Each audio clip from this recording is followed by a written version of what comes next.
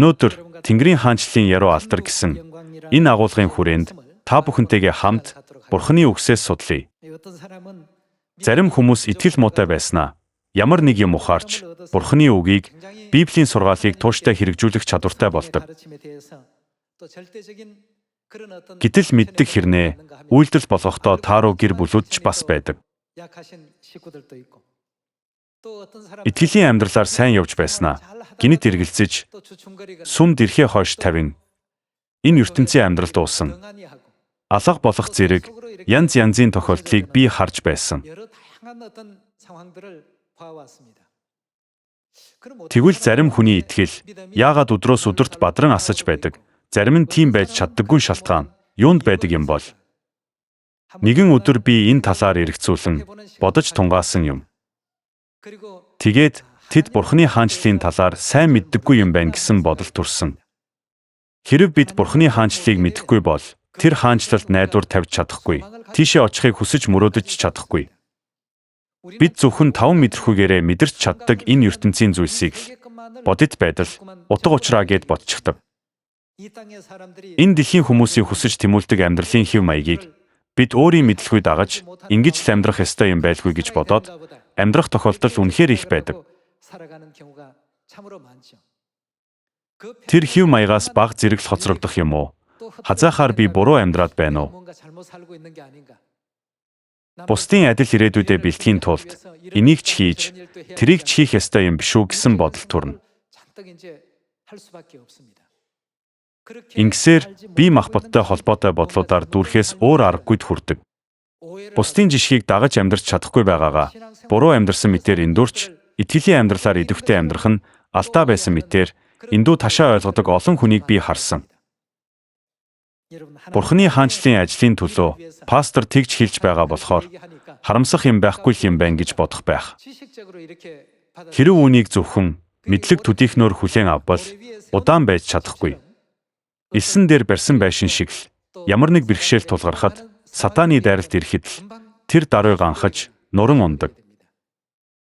Бид өөрсдийгөө мэдэх ёстой. Бурхны бэлтгэсэн ертөнцийг бүрэн хэмжиж чадахгүй ч гэлээ бага чатугай мэдэрч чаддаг байх ёстой. Бурхны бүтээсэн сансар огторгойн талаар би та бүхэнд өмнө нь хэлж байсан. Та бүхэнд хичнээн ярьж өглөөч та нар төсөөлж чадахгүй. Тийм биз дээ. Нүдээр хараагүй болохоор ойлгох ч үгүй. Дэлхийн хойд туйлаас урд туйл хүртэлх 20,000 км орчим зайгч бид бүрэн туулж үзээгүй шүү дээ. Тиймээс эдгээр бодит байдлыг сайн мэдэхгүйгээр дэлхий асар удан байх гэж бүдэг бадаг таамагладаг. Гэвч үнэндээ дэлхий дээрх бүх яруу алдрыг эдэлж, бүхнийг эзэмшлээж, тэдгээр нь юу ч биш. Яагаад юу ч биш гэж байна вэ гэхээр энэ дэлхий дээрх өдөр тутмын бүх үйл явдлыг сансар огторгойн өнцгөөс харвал үнэхээр өчүүхэн зүйлс. Үүнийг зөв ухаарсан хүмүүс энэ дэлхийн амьдрал хоосон гэдгийг мэдэрсэн байдаг. Тиймээс номлогчийн үгс 1-р бүлгийн 2-р ишлэлд номлогч хоосноос хоосон агаад хоосны хоосон бүгд хоосон ажээ гин. Соломон хүний хувьд хийж чадах бүхнийг хийж үзсэн ч зүрх сэтгэлийг нь хангалуун байлгах, өөрт нь жинхэнэ баяр баясгалыг өгөх зүйлийг огт олж чадаагүй. Тэгэхээр өнөөдөр Тэнгэрийн хаанчлалын яруу алдар гэсэн агуулгын хүрээнд Тэнгэрийн хаанчлалын талаар эргцүүлэн бодъё.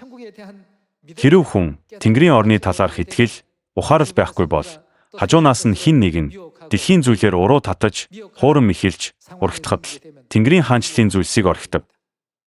Бидний амьдарч байгаа энэ дэлхийн ертөнц зүүнний үзүүрээс жижигхэн дэндүү өчүүхэн бичил ертөнц гэдгийг бид ухаарах ёстой.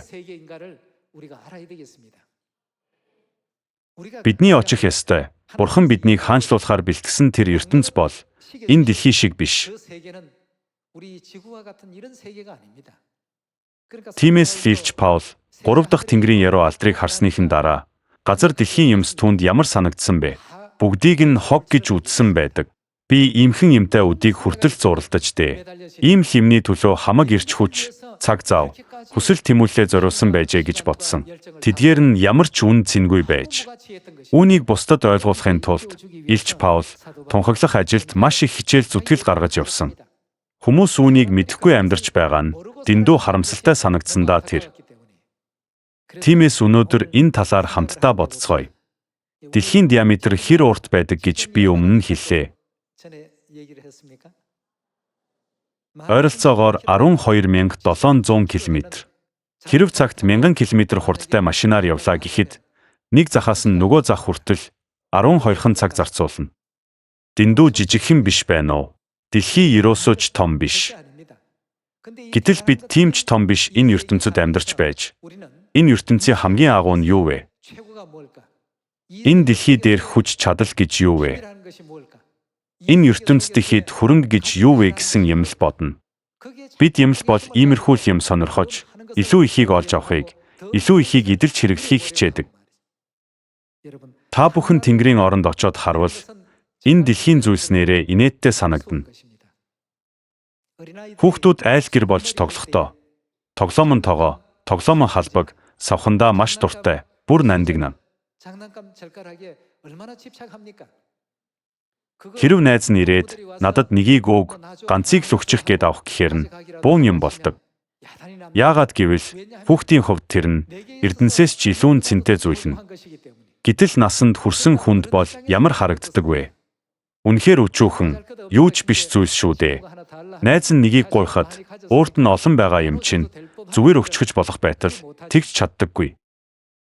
Үүн шиг хүний бодол санаа гэх чинь дэлхийг их энэ жижигхэн орон зайд хязгаарлагдсан байдаг учраас Бурхан бидний өмнө дэлгэн тавьсан тэр агуу удам ертөнцийг харж чадахгүй байгаа. Тиймээс л Бурхан би та нарыг энэ удам ертөнцид авчирч бүгдийг чинь хаан болгоно гэж айлдсан ч бид сайн ойлгодоггүй.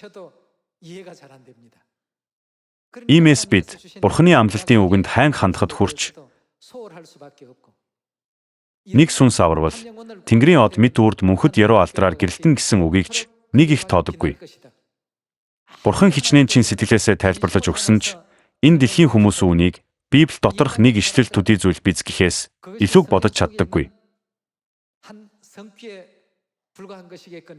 Тэгдэхтэл Тэнгэрийн хаанчлалд орж чадахгүй бол яах вэ гэдгийг ч эргцүүлж чадахгүй.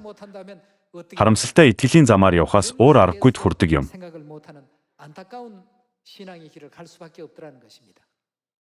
Эцэст нь тэд юу ч бэлдэж чадалгүй, юу ч хэрэгжүүлж чадахгүй байсаар эцэг Бурхан шүүлт буулгахаар энэ дэлхийд ирнэ. Бурхан ирээд юу хийхийг нь хүртэл Библиэд бүгдийг нь харуулсан байхад ч эдгээр нь Библи доторх нэг үйл явдал төдий зүйл. Миний бодит байдлаас өөр байх болно гэж боддог. Энэ нь Тэнгэрийн хаанчлалын талаар мэддэггүйтэй нь холбоотой. Хүмүүс Бурханы хаанчлалын талаар мэддэггүй учраас зөвхөн энэ дэлхий дээр л яавал бусдаар хүндлүүлэх үү? Яавал бусдаас илүү ихийг эдэлж, бусдаас илүү том байшинд илүү тансаг амьдрах уу гэдэгт л хамаг анхаарал нь төвлөрч байдаг. Бид Тэнгэрийн хаанчлалын талаар бодох ёстой. Колоссай 3 дугаар бүлгээс харвал тиймээс хэрэв та нар Христтэй хамт амьлуулагдсан юм бол дээгүрхийг хай. Тэнгэрийн орны талаар бодоход л бид баярлан догтлох ёстой. Та бүхэн энэ үннийг хүлээн авсандаа үнэхээр баярлан догтлдог уу?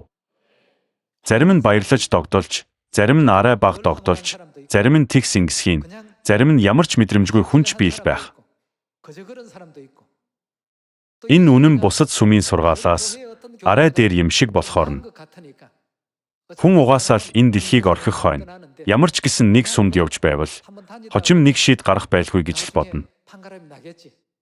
Та бүхэн минь иймэрхүү л бүрхэгдүүхэн бодолтойгоор итгэлийн амьдралаар амьдарч байгаа бол маш аюултай хямралын мөчтэй зайлшгүй тулгарх болно.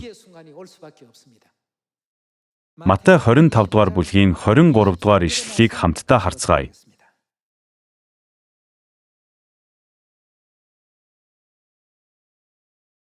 Эзэн түүнд сайн байна. Итгэмжид сайн зарц минь. Чи цөөн юмд итгэмжтэй байсан тул чамд ихийг хариуцуулъя. эзнийхээ баяр баясгалан доор гэжээ.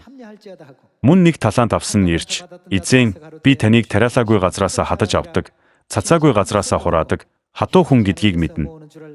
Би айсан тул явж, таны талаантыг газар нуучихсан. Хаар, таних энэ байна" гэв. Эзэн түүнд, "Олиггүй муу боол, залхуу чи намайг үр суулгаагүй газраасаа хадаж авдаг, цацаагүй газраасаа хураадгийг мэддэг гинэ. Тэгвэл чи мөнгийг минь мөнгө хүлэгчид хадгалуулах ёстой байсан.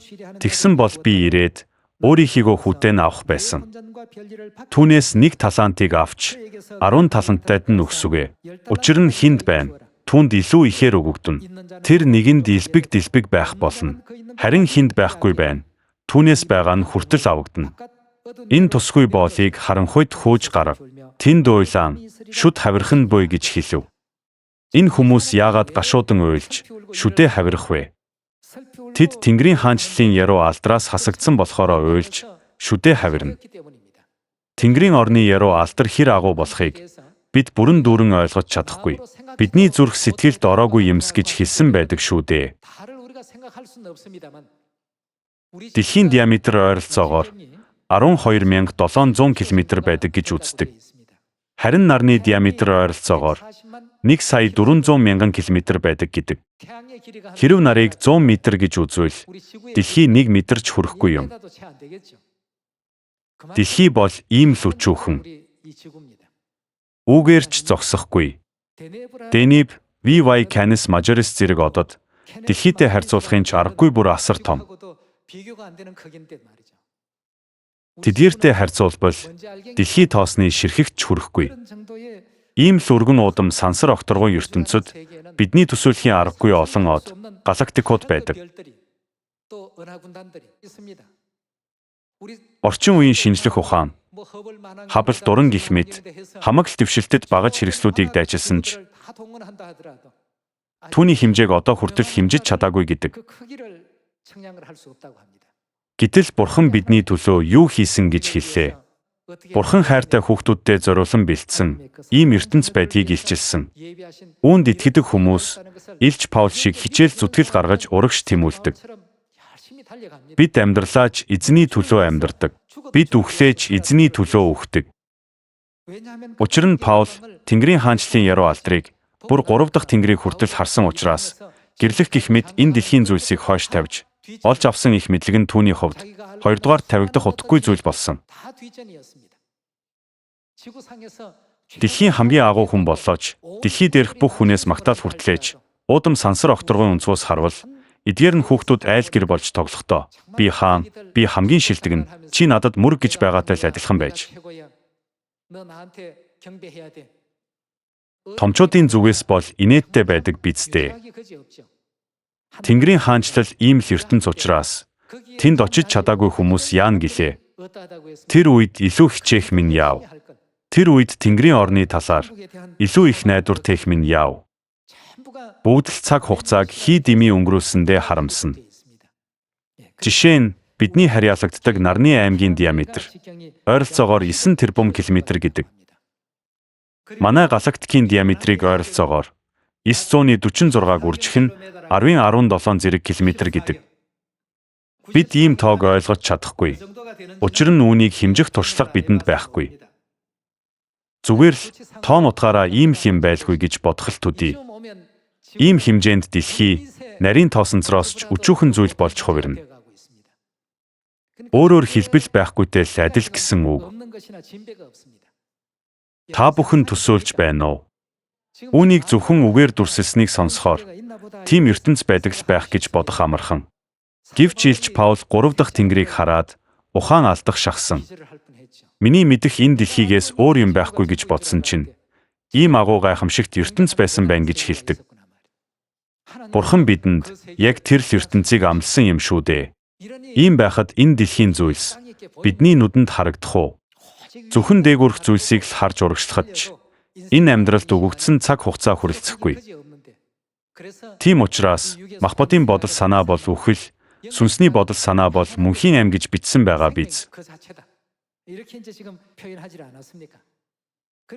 Тиймээс л Бурханы бэлтгэсэн бүхэн нүд үзээгүй, чих сонсоогүй, бидний зүрх сэтгэлээр тооцоолж хэмжиж чадахгүй юм. Бид төсөөлж чадахгүй. Манай галактикийн диаметр л гэхэд 100,000 гэрлийн жилийн зайтай. Манай галактикийн зах хязгаарч төсөөлж чадхааргүй асар удам. Гэтэл сансар окторгууд эдгээр нь юу ч биш гэдэл боддоо. Ийм асар удам, сүр жавхлант ертөнцийг хүүхдүүд нь мэдэхгүй байхаар Бурхан яасан их бачимддаг бол.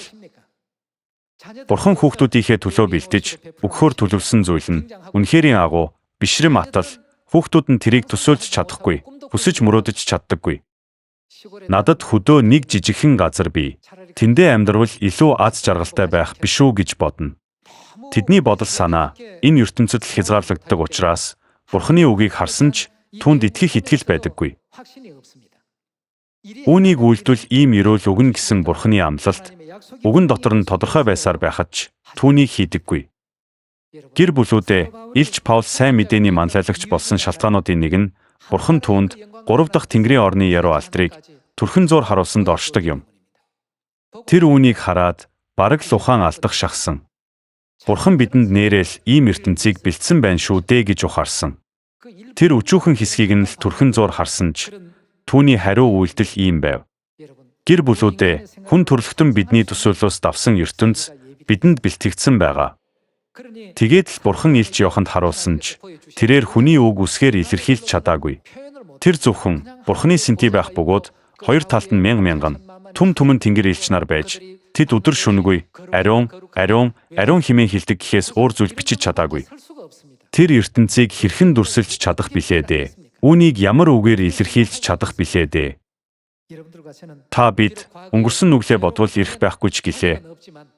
Бурхан ариун хайр золиосоор биднийг өнөөдөр энд байлгасан тул бид эдгээр үннийг сайтар эргцүүлэн бодох ёстой.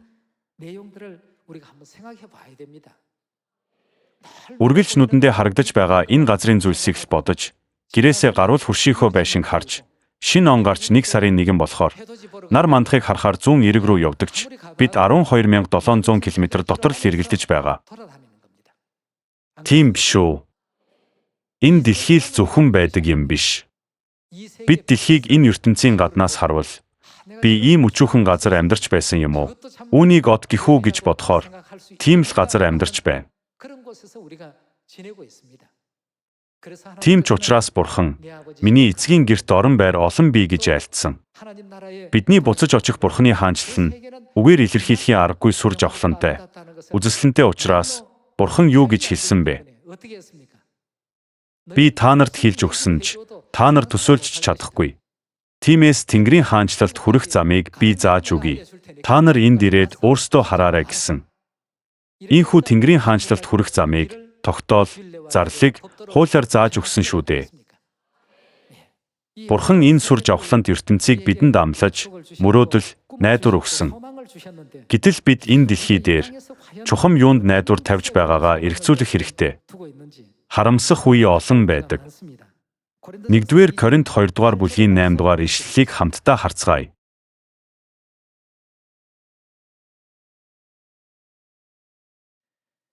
Үүнийг энэ үеийн захирагчдаас хэн ч мэдсэнгүй. Хэрэв тэд мэдсэн байсан бол алдрын эзнийг цовдлохгүй байх байсан. Гэвч нүд үзээгүй, чих сонсоогүй, хүний зүрх сэтгэлд ороогүй юмсыг Бурхан өөрийг нь хайрладаг хүмүүст бэлджээ гэж бичигдсэн ёсоор болжээ. Гэвч Бурхан үүнийг сүнсээр бидэнд илчилсэн юм. Учир нь сүнс бүх зүйлийг тэр байтугай Бурханы гүн юмсыг ч гэсэн нэгтэлдэг ажгуу. Хүний бодлыг дотор нь буй сүнснээс өөр ямар хүн мэдэх вэ? Түнчлэн Бурханыхыг Бурханы сүнснээс өөр хэн ч мэднэ. Бурхан бидэнд бэлгэсэн юмсыг мэдхийн тулд бид ертөнцийн сүнсийг бус, харин Бурханы сүнсийг хүлээн авсан юм. Бид үүнийг хүний мэргэн ухааны сургасан үгсээр бус, харин сүнсний сургаснаар сүнслэг зүйлсийг сүнслэгт нь тайлбарлан ярьдаг. Эдгээрийг ухаардаггүй хүмүүс савл хийвэл ингэвэл илүү хүчтэй болно. Үүнийг хийвэл илүү ихийг эдэлж хэрэглэн гэж бодон энэ дэлхийн яманд л баригдсаар байдаг. Сатан яг үүнд л бидний анхаарлыг чиглүүлэх гэж улайрдаг.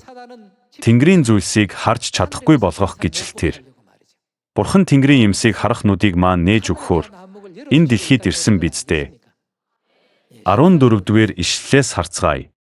Төрлөх хүн Бурханы сүнсний зүйлсийг хүлээж авдаггүй. Ийм хүнд эдгээр нь мунхаглал бөгөөд. Бид идэвхтэй тунхаглаж, үгийг өөхгүй зааж, шаргуу залбирдаг. Ийм амьдралыг маань хараад, энэ дэлхийн хүмүүс, эдгээр хүмүүс сүмдээ бүр авчихсан гэх мэтээр ярьдаг. Тиймээс л Илч Паул, тийм ээ, би амьд байвал эзний төлөө амьдрна гэж хэлсэн байдаг. Илч Паул 3 дахь Тэнгэрийн мөнхийн алдар сууг харсан хүн. Тэрээр энэ дэлхийн юмсад төвлөрч амьдардаг хүмүүсийнхээс өөр алсын хараатай байв.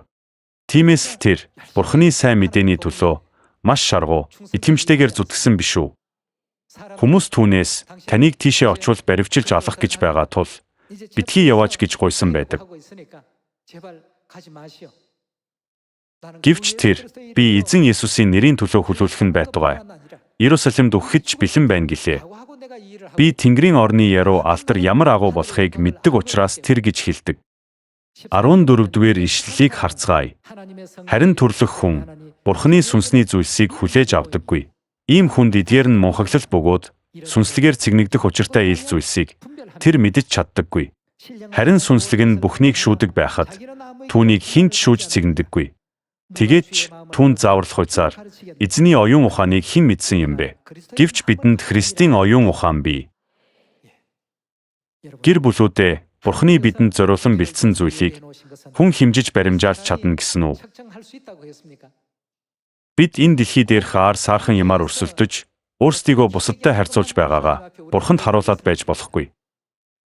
Бурханы айлцсан ёсоор сансар огторгон ертөнцийг харж чадвал бид энэ дэлхий дээр бусдад яаж л бол яаж буулт хийж чадна, даруй амьдарч чадна. Бид тэгж амьдарвал Тэнгэрийн оронд очиход биднийг үргэмжилнэ гэж Бурхан хэлсэн шүү дээ. Энэ бүхэн нь бидний хийж чадах зүйлс. Энэ дэлхий асар удам сансар огторгон хаан байрлаж байгааг ямархуу хэмжээтэй билээ гэдгийг бид зүрх сэтгэлдээ бодож амьдрах ёстой юм. Ингэж амьдарвал бидэнд хүсэл тэмүүлэл бий болно. Миний ирээдүйд очих газар ийм газар байх нэ. Үүнийг бид тодорхой хэмжээнд мэдэж авах ёстой юм. Бурханы ертөнц ямар гэлээ? Химжиж баримжаалж чадхааргүй ертөнц. Та бүхэн ойлгож байна уу? Тэгвэл бид найдвараа хаан тавих ёстой вэ? Бидний очих сүр жавхлант ертөнц биднийг хүлээж байгааг хизээч мартахгүй байцгаая. Илч Паулийн хувьд дэлхий дээр амьдрахдаа эзэмшиж байсан бүх эд хөрөнгө, түүний мэдлэг боловсрал, нийгмийн байр суурь, эрх мэдэл, олж авсан бүх мэдлэг нь ямар ч утгагүй байв. Энэ бүхэн сансар огторгойг захирагч Бурханы өмнө үнэндээ л юу ч биш юм байна гэдгийг тэр ухаарсан.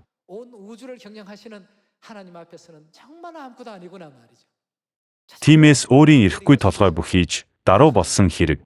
Тийм учраас л Паул очсон газар болгондоо Бурханы хаанчлалын тухай зааж таниулах ажилд бүх зүрх сэтгэл, оюун бодлоо зориулсан байдаг. 2 дугаар Коринт 12 дугаар бүлгийн 1-р ишлэлийг уншъя.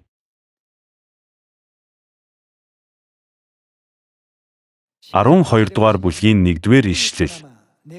Сайрхах нь ашиггүйч, зайлшгүй байна. Учир нь би эзний үзэгдэл болон илчлэлүүдийн тухай хэлэх гэсэн юм. Би Христ дотор нэгэн хүнийг мэднэ. Тэр 14 жилийн өмнө 3 дахь тэнгэрт аваачигдсан юм. Би дотроо юу, эсвэл биеэсээ ангид уу гэдгийг нь би мэдэхгүй. Бурхан мэднэ. Би тийм хүнийг мэдэгч, би дотроо юу, эсвэл биеэсээ ангид уу гэдгийг нь мэдэхгүй. Харин Бурхан Диваажинд аваачигдсныг нь болон хүний илэрхийлшгүй, хэлж боломгүй үгсийг сонссныг нь мэднэ.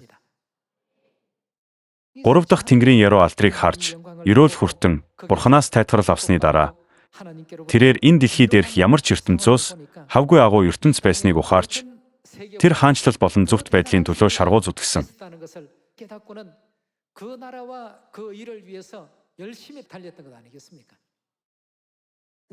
Бид нүдэнд харагдах энэ ертөнцийг хамаг утга учраа гэж бодох бус, харин Бурханы бидэнд харуулах асар удам ертөнцийг бодох ёстой. Орчлон ертөнц болон түүн доторх бүхнийг хэн бүтээсэн бэ? Бурхан бүтээсэн. Тэгвэл бүх зүйлийг захирдаг нэгэн хэн бэ? Бурхан бүхнийг захирдаг. Гэвч түүний захирч буй дэлхий гэж нэрлэдэг энэ газар маш өчүүхэн, байхгүйтэй л адил юм. Иймхэн дэлхийд хамгийн агуун байхыг хичээхийн оронд өнөөдрөөс эхлэн Бурханы хаанчлалд хамгийн агуун болохын тулд бодол санаа, зүрх сэтгэлээ өөрчилцгөөе. Хэрв та энэ дэлхий дээр үргэмжлэгдвэл Тэнгэрийн оронд хамгийн сүүлд байх болно.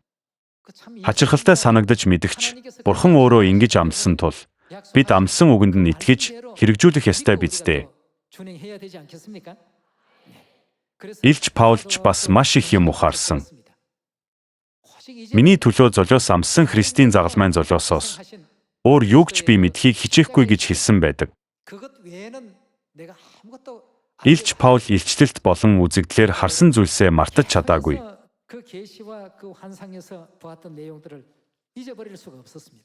Хоёрдугаар Коринт 4-р бүлгийн 16 дугаар ишлэлийг уншъя.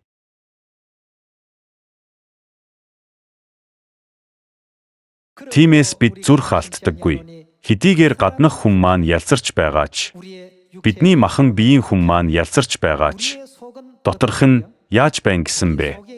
Бидний дотор байгаа сүнс өдрөөс өдөрт шинжлэгдэж байна. Учир нь агшин төдий ялахгүй зовлон бидэнд алдрын мөнхийн жинг үлэмж арвижуулж байна. Бид үзэгдэх юмсыг бус, харин үл үзэгдэх юмсыг хардаг. Учир нь үзэгдэх юмс бол цаг зуурынх, харин үл үзэгдэх юмс мөнх билээ. Та бүхэн одоо харж чадахгүй байгаа төдий л болохоос тэрхүү яруу алдарт ертөнцийн зүйлс үнэхээр мөнхийн мөнх, үнэхээр агуу, үнэндээ л гайхалтай сайхан. Гэтэл үүнийг ухаарахгүй, энэ дэлхийн юмтай зурлаад Тэнгэрийн яруу алдарт Бурханы амлалт, ерөөлийг хэрэггүй зүйл хаях мэтээр хайж байгааг харах маш харамсалтай байдаг.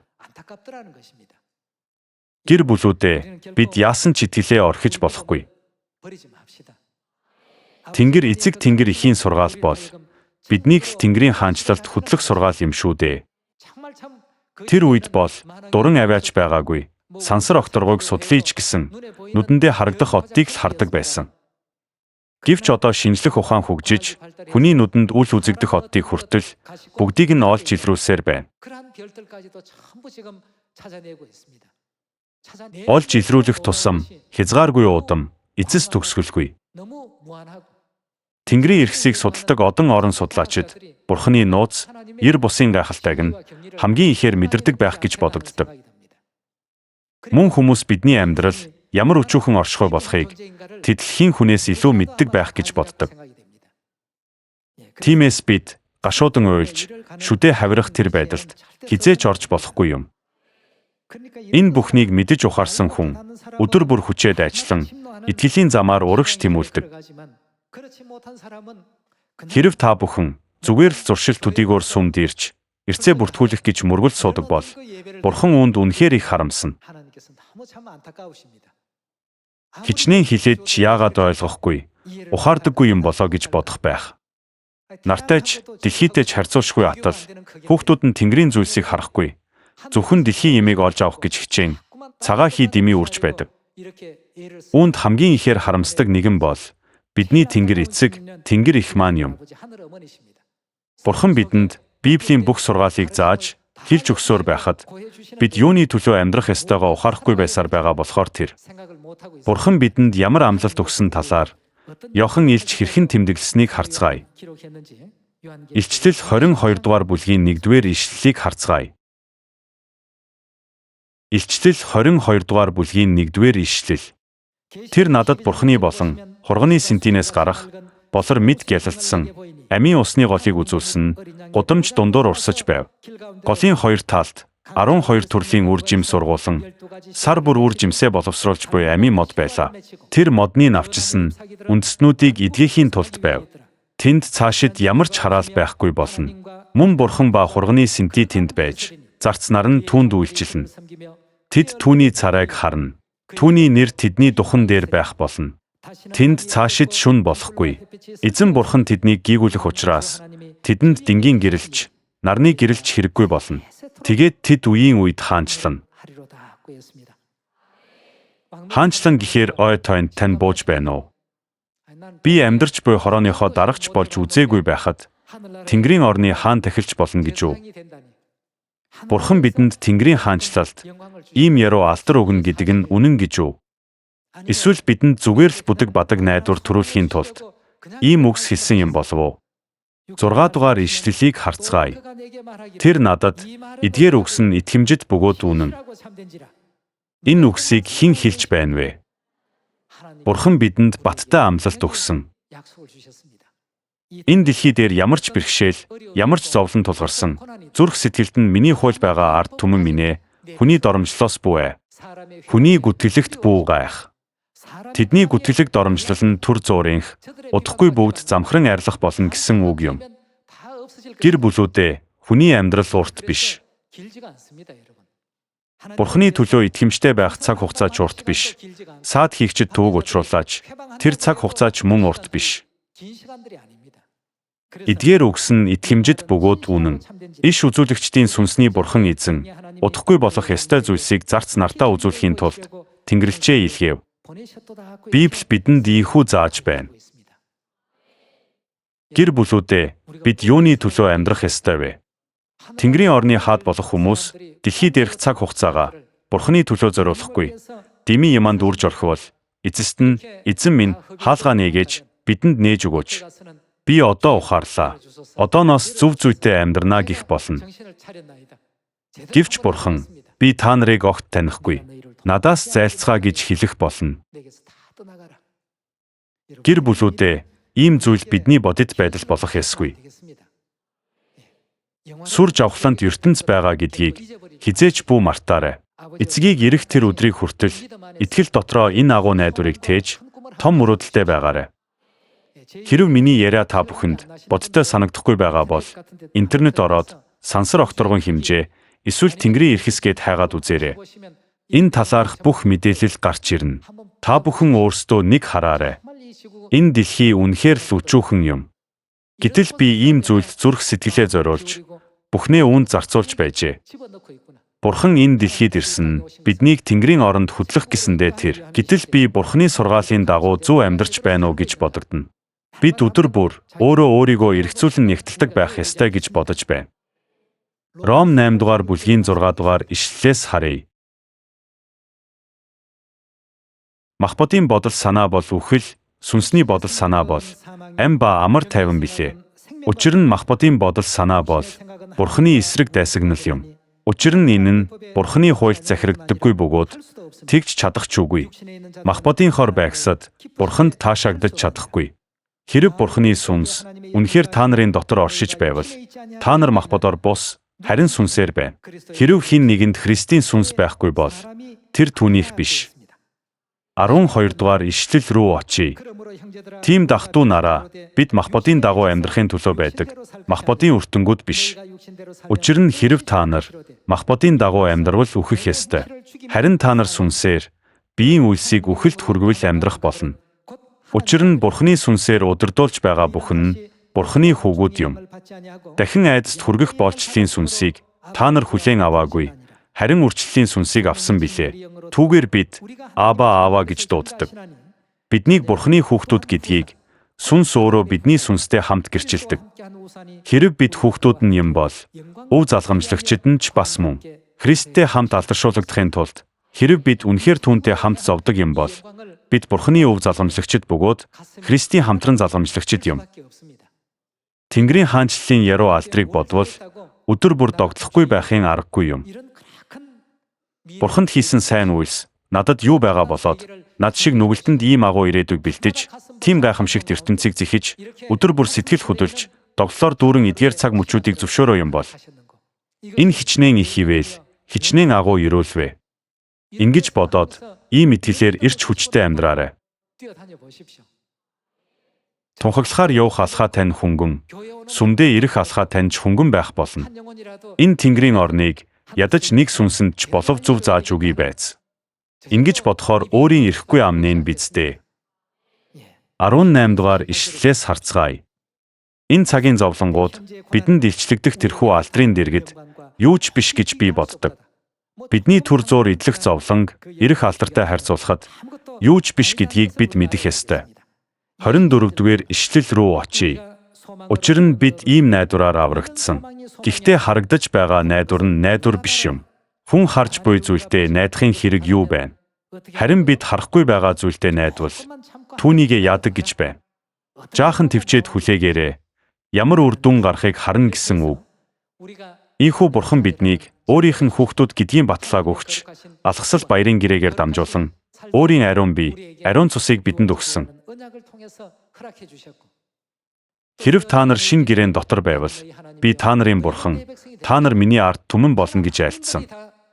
Хэдийгээр дэлхийн бүх үндэстэн бурханыг өөрсдийнх нь бурхан гэж байгаач, эцсийн эцэст бурхан өөрийнх нь ДНХ-тэй хүмүүсийг олно.